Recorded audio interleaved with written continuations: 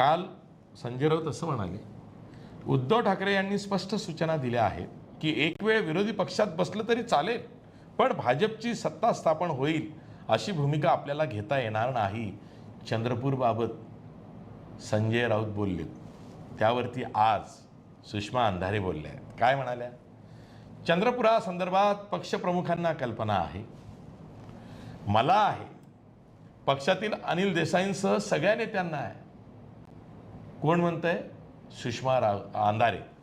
म्हणजे त्यांना प्रत्यक्ष सुचवायचं आहे की फक्त संजय राऊतांना कल्पना नाही, आम्हा सर्वांना आहे. काय चाललंय काय मातोश्री ठाकरे सेनेत? म्हणजे तुम्ही भाजपसोबत जाता, संजय राऊत तिकडे ठणाना करतायत रोज 9ला दिल्लीत, त्यांना काही कल्पना नाही.